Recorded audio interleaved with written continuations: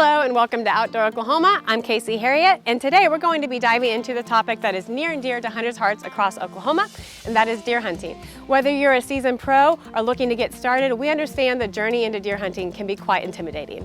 Getting started in deer hunting can seem like a challenge. There's gear to buy, skills to learn, and a whole new language to speak. So how do you go from being curious about deer hunting to actually hitting the woods with confidence? The Department of Wildlife Conservation has teamed up with National Deer Association to bring you a special series of Deer Hunting 101 videos.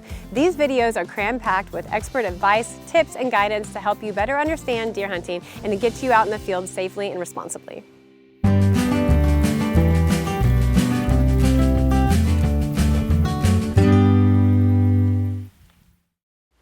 If you don't own land or your search for access to someone else's land doesn't result in a place to deer hunt, then don't fret.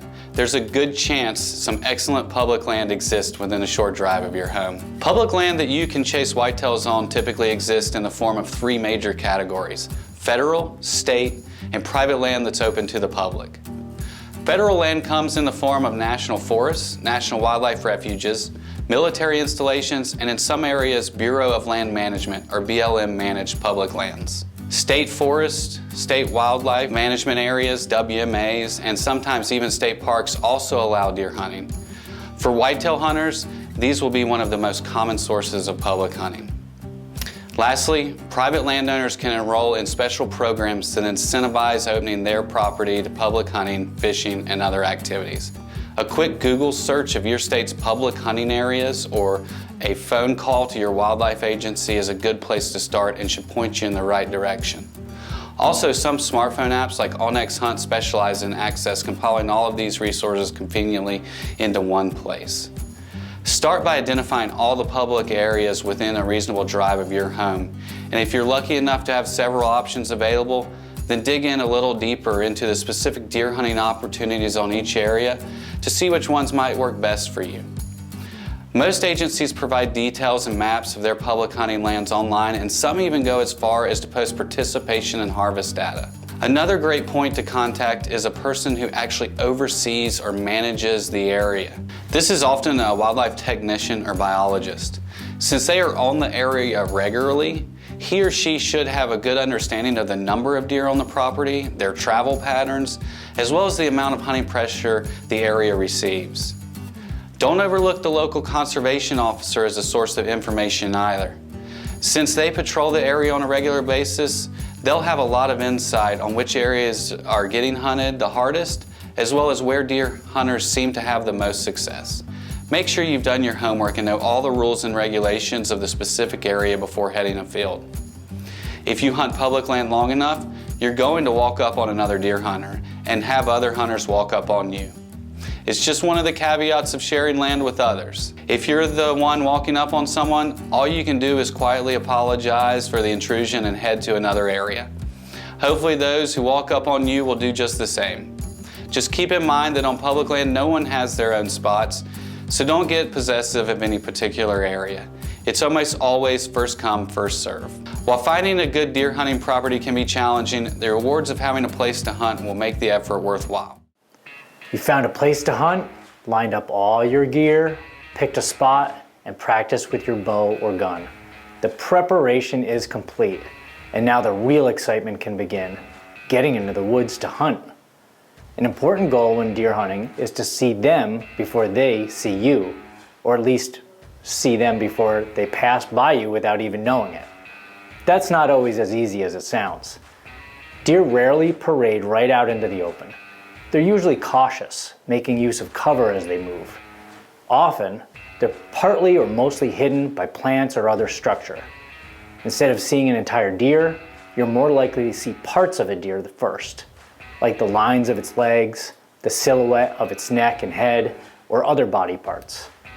Small movements may also give away a deer's presence, like the flick of its tail or ear. Whether you're hunting on the ground or in a tree, move your head slowly as you scan the woods. Use binoculars. Break your view up with landmarks.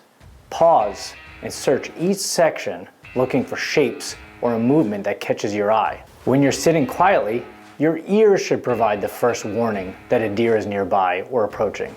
So what do deer sound like? Because of their small, pointed hooves, deer usually make very little noise, especially if they're walking in damp leaves, a field, or bare dirt. However, in dry woods, a walking deer often makes a steady, light step that is barely audible beyond about 50 yards.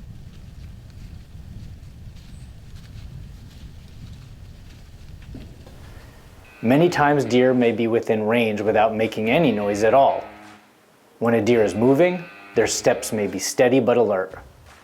Deer stop regularly to listen, smell, and look around, so the sounds of walking may be interrupted by long pauses. This is especially true of older deer that are more cautious. To avoid being seen by deer when you're hunting, do your best to break up your outline and minimize movement. Wearing proven camouflage like First Light will help you blend in with your surroundings. Also, choose spots that provide natural cover to break up your silhouette. For example, a hunter in a lone tree with a few branches or without its leaves is more easily seen than one who chooses a tree with lots of branches and leaves or is clumped with other trees. Pay particular attention to your back cover or what's immediately behind you to help break up your outline. A setup with good cover not only makes it easier to stay hidden, it helps with concealing the movement necessary to raise a gun or bow for the shot. Similarly, on the ground, a hunter sitting on a log in the wide open is more often easily spotted than one who takes the time to find a covered spot or trim existing vegetation to create a blind. Next, when you move, do it slowly and cautiously. Quickly exaggerated movements are likely to attract attention. If you hear sound behind you, resist the temptation to turn quickly to see what it is. Rotate your head slowly or wait until the source of the sound moves into view. It is helpful to clear the ground of leaves and sticks beneath your feet so that when you move, the noise is kept to a minimum. Take care to remove any vegetation that may block your shot if you are presented with one. While it's important to be hidden, you don't want to be so hidden that you're unable to make the shot. If you want to stand or stretch, scan your surroundings before you make your move, and then stand slowly. Staying alert and comfortable while hunting can be challenging at times, especially if the action is slow and you haven't seen any deer or other animals for a while. Boredom, poor weather, insects, and sore or stiff muscles all are culprits that make you squirm. A comfortable hunter is better able to remain alert and still. Your feet and hands are often the first body parts to begin getting cold. Wear insulated gloves and footwear and flex your feet, toes, and fingers regularly to keep them warm and comfortable. A disposable or rechargeable hand warmer can help significantly, and they are worth the investment. It's much easier to stay alert in warm weather, except when insects like mosquitoes and biting gnats are a problem. Pack insect repellent or use a thermocell to ensure deer don't spot you slapping at pesky bugs. With any of these things, deer activity can happen suddenly or sporadically. Don't get caught unprepared. Speaking of unprepared, one major factor can cause discomfort while hunting, especially on a long sit, is when nature calls. Try to take care of that just before heading to your stand and avoid drinking large amounts of liquid before you hunt. But even with these precautionary steps, you'll likely find yourself needing to go again at some point. In the past, many hunters believed that human urine was alarming to deer. More recent research shows that that's not true. One study found that mock scrapes treated with human urine attracted just as many deer as those treated with doe urine or no scent at all. In other words, if you have to go, just go. Every time we go hunting, it's important to make sure that we understand if we're going to pull the trigger or release an arrow, we know exactly where we want to be aiming on that deer so that it expires as quickly as possible. Short blood trails, high recovery rates, that's the goal. Well, that all starts by understanding exactly where the organs are in this deer, understanding where the bones are that we want to miss, where the organs are that we want to hit. So what I have here is an anatomically correct model that shows us where the shoulder bones are. This side simulates the skin being on, so we can practice where to aim. This side has the skin removed, and it shows us exactly where the bones are and where all of the organs are, and a little bit of an anatomy lesson will allow us to place that bullet or that arrow exactly where we want. Now, the nice thing about this is there's lots of different places that we can shoot a deer to kill him. However, what I'm going to show you today is the best place to aim, and it's also the easiest place to pick to aim once you're in the field, especially for new hunters. We're going to start this by saying we're going to come right up the leg, then come right up the body about halfway, and where those two places intersect, that's where we want to aim. The reason for that is, if we take a look where that would be, we come up the leg, we break that in half, and you can see we're not going to be hitting any of this shoulder. Far too many hunters think that this shoulder runs straight up and protects what's behind it. And in fact, it does protect it, but it doesn't run straight up. It comes forward and then back, providing a huge hole right in the middle to be able to hit this deer in the lungs and in the heart. And I'm going to remove this to show exactly where this aiming point would come. Now, we have our lungs, we have our heart. On a real animal, obviously the lungs cover this. They're just cut away here to show the placement of the heart, and we can see where our spine is. So if we come right up that leg, break that in half, we are right at the top of the heart. Now, how about from an archery perspective? For shooting with a bow, this can be a little different. The idea is we want to stay away from the shoulder because a bullet can go through these bones. In many cases, an arrow cannot. So the idea is still the same. Halfway up the body, come straight up that leg. That's where we want the arrow to hit. However, arrows are slower than bullets. Deer are very quick and very agile, and we have lots of footage of deer hearing the arrow coming to them and actually dropping down. In some cases, they can drop half their body width or even more. So what we want to do is that's still the area that we want the arrow to impact. But with a bow, we often suggest finding that spot and then coming down a little lower when we pull the trigger on a crossbow or release your arrow to account for that deer being able to drop a little bit. A lot of hunters want to get behind that front leg on a broadside deer, but as you can see, if we are behind the leg, we immediately lose the ability to hit that heart.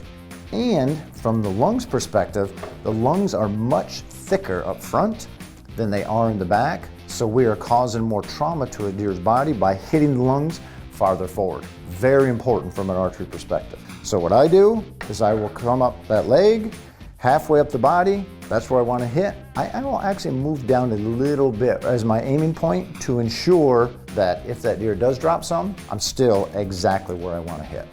There are volumes written on shot placement, and NDA's video is one of the best educational tools ever created.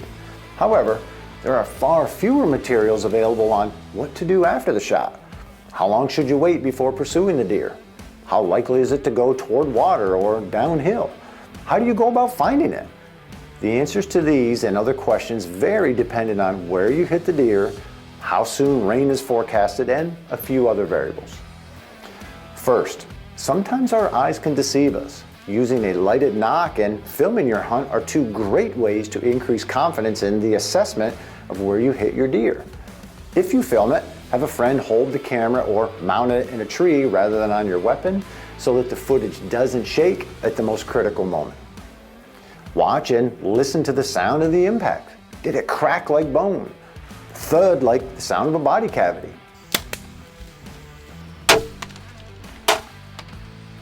Watch the deer's body language. If it stops, hunches over, wags its tail a lot, and walks away, it has most likely been hit in the liver or the guts.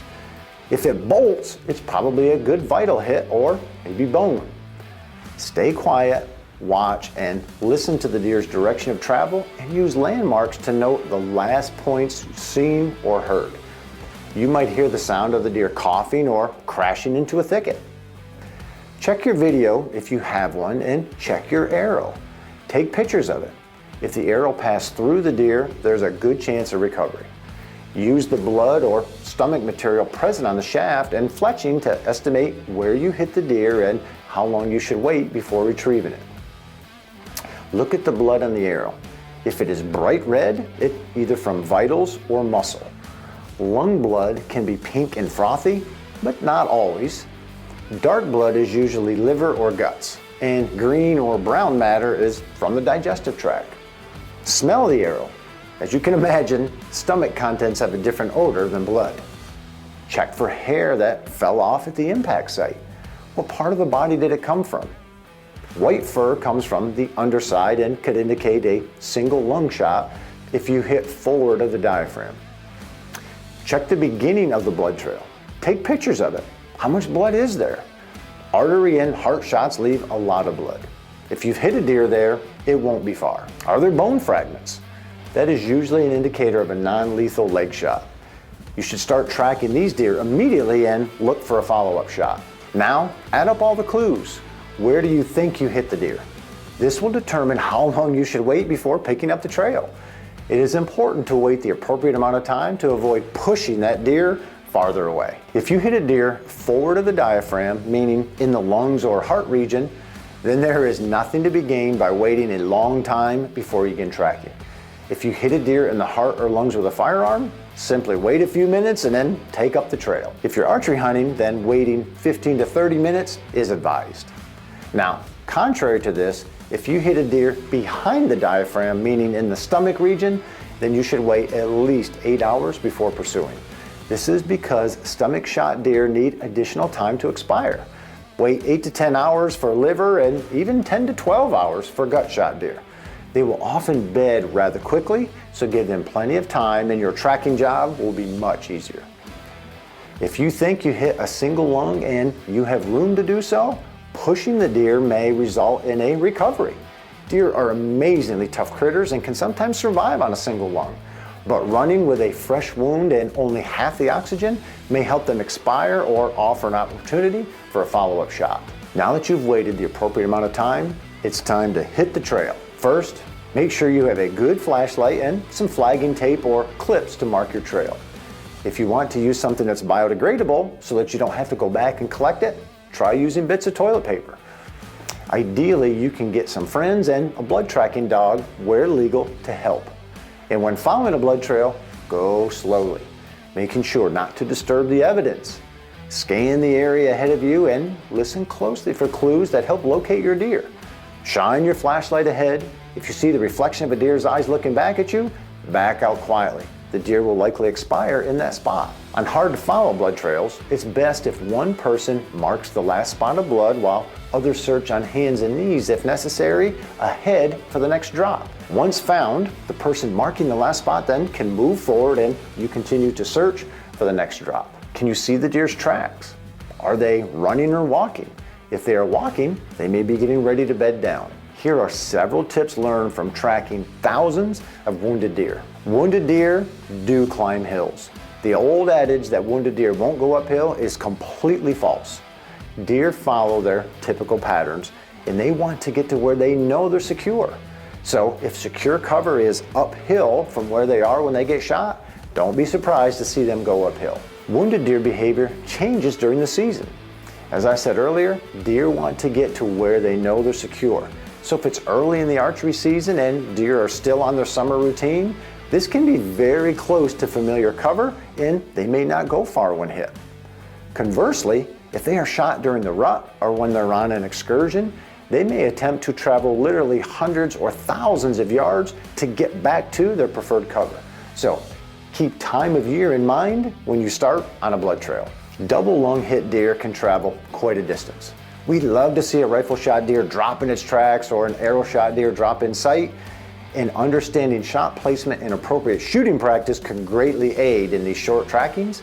However, not all great shots end with a short blood trail.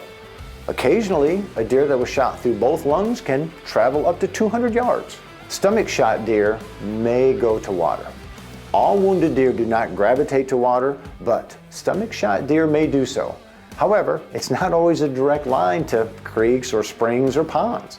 They often take a circuitous route through heavy cover, traveling up or downhill to get there.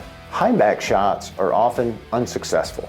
The vital region of a deer does not extend all the way up to the top of their backs, and many high back shots are not fatal. Even high back shots from a firearm that may knock the deer to the ground. If the deer is hit in front of the diaphragm and it lives for more than a half hour and goes for more than a half mile, then you're unlikely to recover it. If you bump the deer, then you probably hit it somewhere other than where you initially thought. Immediately back out and just wait the appropriate amount of time. Assume that you've hit the deer somewhere, like the guts, that will require a 10 to 12 hour wait, and simply subtract that time that has already passed from when you took your shot. If you lose the trail of a gut shot deer, go in the direction you last saw them. The deer will often be found not too far ahead. If you went in the direction of the deer but still can't find it, you can try to get a blood tracker to bring their dog. If you can't get a tracker, do a grid search.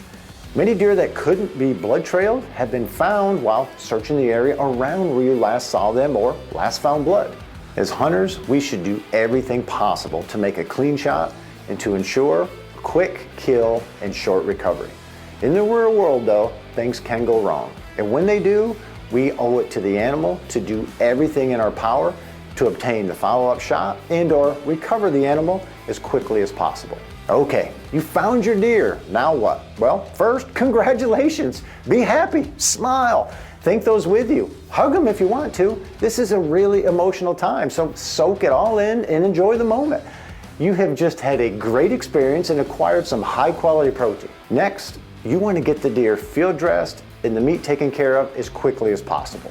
For more information on shot placement and shot follow-up, visit the National Deer Association's website at deerassociation.com. Be safe in the woods and good luck on your next blood trail. I hope you enjoyed this video series on how to become a deer hunter as much as we have enjoyed presenting it to you. As you can tell, we absolutely love whitetails and whitetail hunting and know that you will too. However, there's much more to deer hunting than punching a tag or filling your freezer. Deer hunting is the very backbone of wildlife conservation in North America, and nearly 80% of all hunters pursue deer, and the next most popular species doesn't come close to half that number. This legion of sportsmen and women, over 10 million in total, contribute billions of dollars annually to conservation. In fact, through excise taxes, deer hunters pay nearly 60% of state and provincial wildlife agency budgets, which is huge because these agencies do far more than just manage deer. They are responsible for all wildlife species in their state or province, including those which are not hunted and even those which are threatened or endangered. Hunter contributions are also used to purchase land, improve habitat, and provide places for all citizens to enjoy the great outdoors. The old adage that hunters are the true conservationists certainly holds true, but with this distinction comes a responsibility. Today's hunters must set good examples, especially considering that less than 5% of citizens in North America hunt. We are thankful that nearly 80% of Americans support legal, regulated hunting, especially when the primary purpose is for food. But we must not become complacent. Hunting is a privilege, not a right. All you have to do is look elsewhere around the world to see how lucky we are and how quickly such privileges can be lost. Through the application of sound wildlife management practices, we are blessed with an incredible diversity and abundance of wildlife. Nowhere else in the developed world can everyday citizens hunt and secure their own wild protein as easily and inexpensively as we can right here in North America. The key to becoming an ambassador for hunting is to become knowledgeable and engaged. Learn everything you can about deer, their habitat, and the hunter's role in conservation. Become familiar with your state or provincial wildlife agency and all the programs, services, and hunting opportunities that they offer. Get involved with nonprofit wildlife conservation organizations like the National Deer Association that are leading efforts to recruit and educate the next generation of hunters while protecting our privileges today. Simply put, there are many ways to learn more and become more engaged in hunting and the outdoor lifestyle. Regardless of your age, gender, ethnicity, economic status, or motivation, there's a place for you in today's deer hunting community. We hope this video series will give you the information and confidence to embark on the path of becoming a deer hunter. Rest assured, you will not be disappointed. Good luck and good hunting. Don't forget to visit deerassociation.com for more information about our mission to serve as the guardian of wild deer, wildlife habitat, and hunting. To learn more, follow us on Facebook, Instagram, Twitter, TikTok, YouTube, or head over to www.deerassociation.com. Hopefully you enjoyed these Deer Hunting 101 videos, and with any luck, you'll find yourself a bit more confident to hit the woods this year. You can find all these videos on our YouTube channel. For Outdoor Oklahoma, I'm Casey Harriet, and we'll see you next time somewhere new in Outdoor Oklahoma. Outdoor Oklahoma is produced by the Oklahoma Department of Wildlife Conservation and is proud to serve and be funded entirely by sportsmen and women and outdoor enthusiasts who love and appreciate all things wild in the great state of Oklahoma.